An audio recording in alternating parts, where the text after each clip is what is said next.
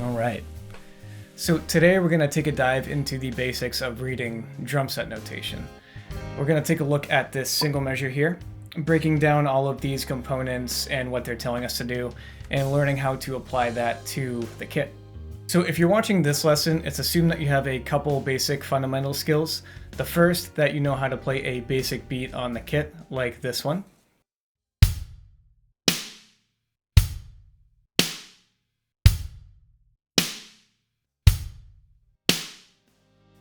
And the second is that you know how to read very basic percussion notation. And if you don't have these skills already, it's not a problem. The first two lessons in this beginner series cover those two topics, so I'll put a link in the description to get you up to speed. So, let's get into the lesson.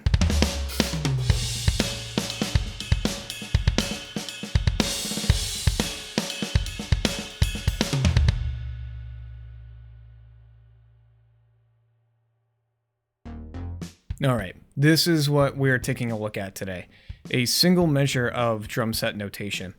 If you watched the previous video in this series on how to read basic percussion notation, you are probably noticing quite a bit of overlap here. There's our clef right here, our time signature, quarter notes, which are taking a bit of a different form here, and our bar line at the end. Again, this double bar line just tells us that this is the end of our score. The main difference we'll notice between this measure and that in the previous lesson is that we are looking at 5 lines here instead of 1. But don't freak out. It's a lot simpler than you think. So other pitched instruments will be using the same staff with a couple minor differences, namely the clef and the inclusion of a case signature. But instead of each line and space pointing to a different note on the instrument,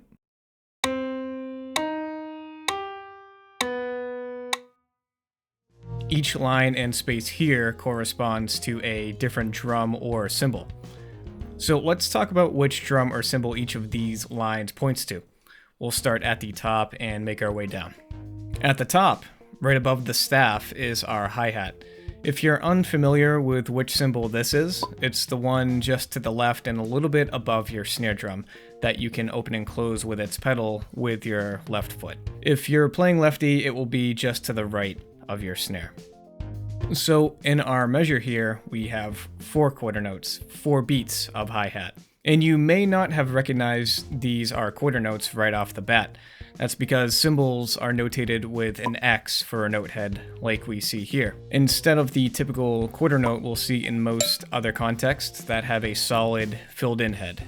You'll notice that both have a long, straight stem coming out of the note head. This is a telltale sign of a quarter note. Okay, so we have our hi-hat at the top here that falls on all 4 beats. Moving on to the next line, or space in this case, this is our snare drum. You can see in this case that our snare is actually attached to the hi-hat line above. This is probably the most common variant you'll come across, but just be aware that you may see notation where the snare isn't necessarily attached to the hi-hat. But as long as it is on the second space, like we see here, it is, in fact, our snare drum. Anyway, as we can see here, our snare only falls on 2 and 4. Simple enough. So moving on to our last drum, all the way at the bottom, is our bass drum, also called the kick drum. This falls on the first space from the bottom of the staff. Just as a quick note of caution, on rare occasion in some scores, I've seen the kick notated on the first line of the staff. But in my experience, this isn't so common. So taking a look at our kick space, we'll notice that we have quarter notes on 1 and 3, and then these squiggly Harry Potter scar lightning bolt looking things on 2 and 4. What's up with these? This is a quarter note rest, which means that we simply do not play for the duration of that beat. So since these quarter note rests fall on 2 and 4 in the kick drum space, we don't play the kick on 2 and 4. It doesn't mean that we stop when we get to 2 and 4, we just omit the kick from that beat altogether. As a quick aside, in different books and publications, notation might look slightly different. They may connect the snare in the kick drum spaces like this, Or you may even see all of our elements here connected like this. Though I find these tend to be less common. So it's important to know which lines and spaces correlates to which drum or cymbal, whether the notation looks exactly like it does here, or if it's written a little bit different. So now that we know the drums and cymbals that these three spaces are pointing to, we can start from the beginning of this measure and begin to read through it. Starting on beat 1, what do we have? It looks like hi-hat up here, and kick down here. Okay, moving on to beat 2, we have hi-hat here, snare here, and a quarter note rest in the kick, so we don't play the kick here. Cool.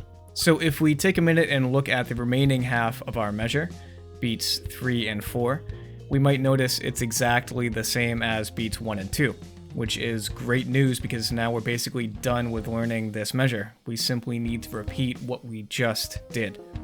Hi-hat and kick on 3, hi-hat and snare on 4. Great, now let's wrap it up by playing the whole measure.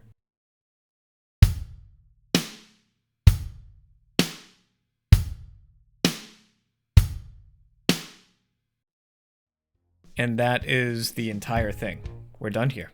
Just a quick final note. An easy way to remember which drum or cymbal correlates to which line or space on the staff is to simply look at your drum kit. You'll notice that your hi-hat, snare, and kick are vertically oriented in the same order as you see on the staff. You can see in both cases here, our hi-hat is on top, snare is somewhere in the middle, and our kick is down bottom. And if you find those three components of your kit are in a different order, something has gone terribly awry, you probably need help. So if you ever find yourself questioning what is what on the staff, just take a step back and look at your own kit. The answer is literally right in front of you. Alright, so that's going to be it for today. Hopefully this has gotten you on track to begin reading drum set notation or cleared up any confusion that you might have had about it. And just one little plug before we wrap up here. If you feel like my teaching style works for you, I'm currently taking on new private lesson students. So if you're in the Western Mass area, I teach in the studio right here. And if you're further away, I do online lessons as well. So that'll be it for today. Thank you all again for watching, and I'll see you in the next lesson.